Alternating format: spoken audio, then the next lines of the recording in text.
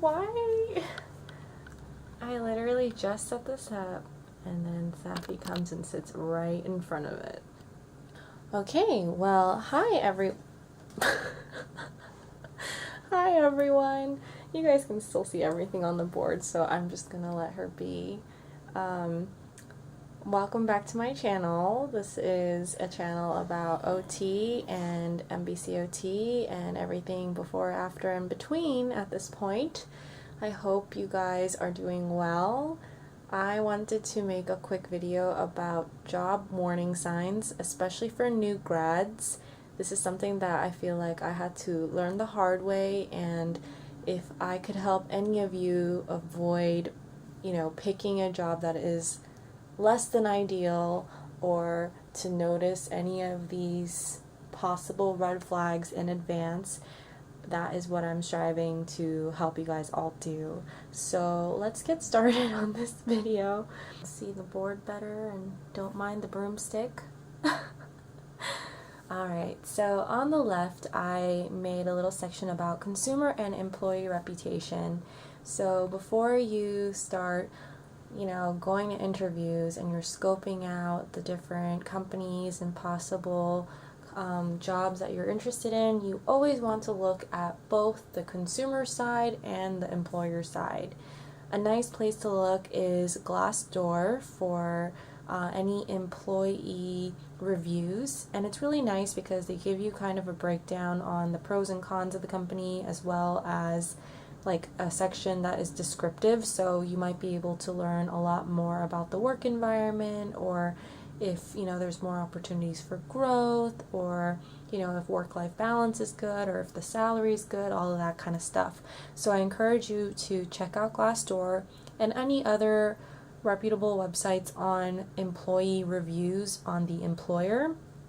But I also want you guys to keep in mind that the customers are always right, and in any given job we always want to make sure that the customer is treated well and getting good services. So looking at customer reviews is really important when you're looking at a future job. Places that you can look for reviews about the company you're interested in would be Yelp, Google, Facebook, and so many others. You should do generic searches so that you can find as many reviews as possible. I say this because a lot of the times you might find good, bad, mixed reviews on all of these different sites, and they could be very, varying. So I encourage you to look around, and if they're all positive reviews, great. If they're mixed or bad, I want you to look at the overall trends on what people are complaining about. Is it management? Is it pricing? Is it going to impact your job directly, and really assess that situation out. And that way you have a better idea on what kind of questions you want to ask during the interview. Obviously you're not going to go in there and be like, hey, why do you have so many bad reviews? But you can kind of step around it and ask about management, or how certain things work, or if there's like a annual or quarterly eval process that helps, I guess, keep you on your toes as well as the staff. So things like that can be very telling. And of course you want to look at the website. The overall organization of the website is also very telling, because I believe that companies that truly care about the services that they provide and their staff members, and really advertising their services appropriately, are up to date on keeping their website organized and well managed. So you can also find more information about the staff size, if there's other OTs there, if there would be possible room for collaboration, or what kinds of services they specialize in. And I like to read up on their OT section if they have one, because how they organize their OT section can tell you a lot about what kind of OT they want to hire and what kind of focus they have for their OT. So make sure to look at those services and the overall organization of the website.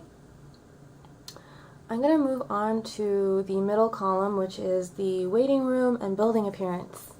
This is something so basic, yet it's so important to look at, because when I was a new grad and looking for a job right after MBCOT, I was so caught up on trying to be marketable and trying to get a job that I felt like my focus was not on if the company was also, a good fit for me. I was looking at good fit as, is there mentorship offered? Is the salary decent?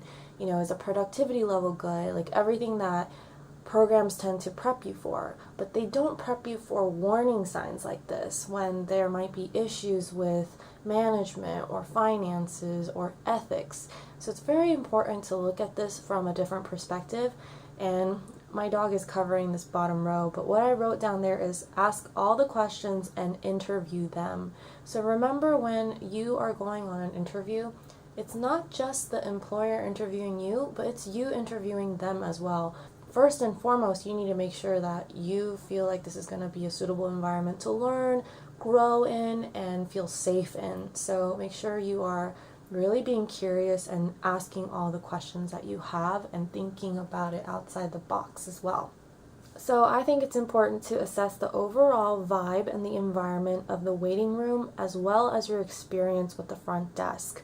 I believe that the front desk and the person or people who are working there are really the face of the company. Those are the people that everyone interacts with first, whether it's through the phone or in the waiting room. So it's very important that that energy and that overall experience is positive. So if you're going in for an interview and you feel like something rubs you the wrong way, or a person, doesn't give you the most positive experience, or maybe it's unorganized, maybe the waiting room's really old and out of date, maybe it smells musty, maybe it's empty. I know that's a lot of different things that I'm posing to you, but you really want to think about it.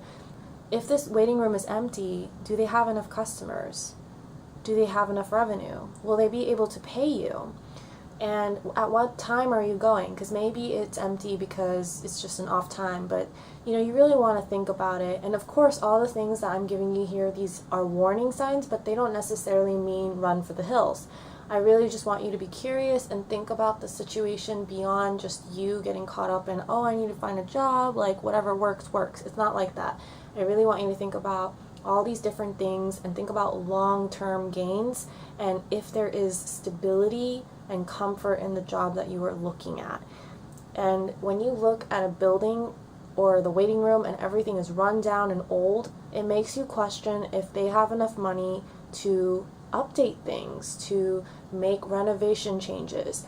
That's very important because most businesses are going to put a lot of effort and money into making that waiting room look presentable and making sure that the front desk is running like a well-oiled engine, because everything goes through the front desk.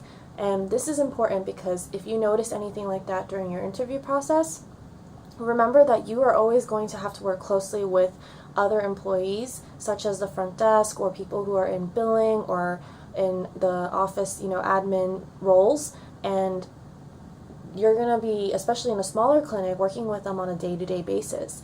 And if you feel like, there's just a bad vibe or it's very unorganized, there's a lack of protocol, things are up in the air, then that's really going to impact your ability and your productivity down the line as you're working. And it causes rifts between coworkers, and I wouldn't want that to happen to any of you. So you really want to look at their technology and their equipment to see if it's all up to par and standard with whatever services they are trying to offer.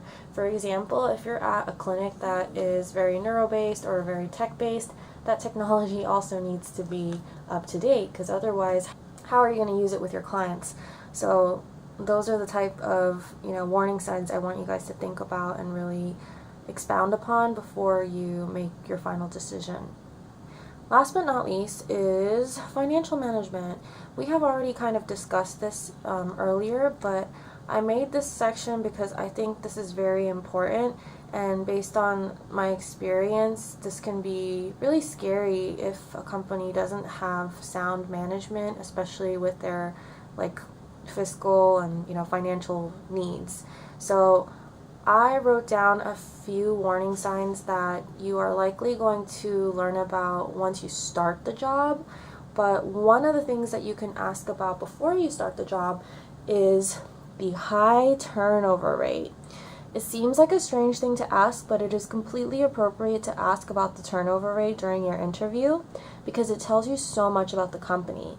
And if they have a good reputation, then they should have no problem telling you about how long people have been working there. And if you feel uncomfortable asking them directly about it, what you can do is ask kind of around it. So I like to approach it as, oh, can you tell me about like the staff, like how many other therapists do you have, how many OTs do you have? They'll give you a breakdown, right? And you can lead that conversation into multiple directions. You can ask about how seasoned therapists are, and that can be helpful for you to know because you might want mentorship or you might want some support. And if everyone there is like a new grad, then you know that that's not something you're gonna expect from your other colleagues, and that way you have a clear idea on what the facility can provide you.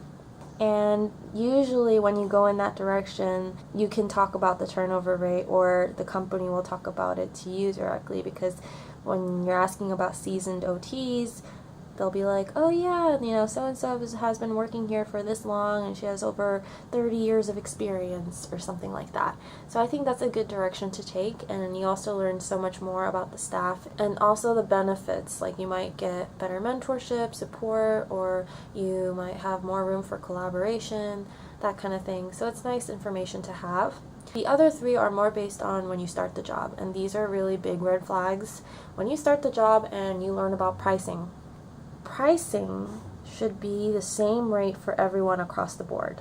Of course, there are exceptions to this, but I'm talking about evaluation costs or screening costs or the same services for, the same population. Especially at a clinic setting, pricing should be flat rate. It should not be, let me think about it, or, the director says that it's based off of how long the assessment is going to take, or something like that, because what's happening there is that it's likely that they are gauging the price based on subjective information. Like they might be charging more based on what they think the clients can afford, rather than just providing a flat rate for everyone for the same service. So that's a big problem. If they don't want to disclose it to you, that's also questionable, because there should be no reason why you shouldn't know the prices if you're working with those clients. Another thing that you should look at is if you are getting paid through paychecks. If anything is running late, like you're getting your paycheck frequently late, or it bounces, or the manager or the director asks you to hold off on depositing it, this is very unethical, and you should always be getting paid on time. Your check should not be bouncing. It can put you in a financial situation of your own, and we wouldn't want that. If you're not getting paid, or you're not getting paid on time, that is definitely not okay. And on top of this, I think it's very interesting because most companies don't even do paychecks anymore. They do direct deposit because that is a lot more convenient. And you have to think about it like this.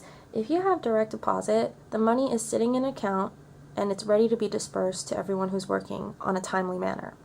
But for people who decide to keep it on a paycheck system, but it does give them more control over the time of the disbursement of the money. So that's something to keep in mind, because if it's a paycheck and they don't have enough money to pay you, then they can hold off or tell you, oh, sorry, like we're running late on it, or whatever the excuse may be. So definitely consider that. I think most places are direct deposit. So obviously these are just a few examples that I wrote down for you guys, and there are probably a lot more things that we can consider, but I really just want you guys to start thinking about it from a broader perspective so that you can make informed decisions about your future place of employment. I hope this is helpful. If any of you guys are job hunting right now and you're very concerned and you don't necessarily have someone to talk to who is an OT who would, understand the breakdown of the job description, feel free to leave a comment or questions in the comment section below. And if it's something more personal, go ahead and just email me. I will put my email in the description box. I can't promise you that I'm going to get back to you on a timely manner, but I will try my best. Just let me know, and I would be happy to help, because I know it's really hard to find someone to talk to about these matters, and you also don't necessarily feel comfortable talking about money or certain things like with your previous teachers or supervisors. If you have people like that, that's great, that's wonderful. Keep in touch with them, ask them all the questions you have. But if you really are concerned or stuck about something related to the job hunt, I would be happy to help in any way that I can. Wherever you are in your OT journey, I hope you are doing well, and I hope you are taking care of yourselves. That's it for today. I will catch you next time. Take care. Look at this little cutie pie.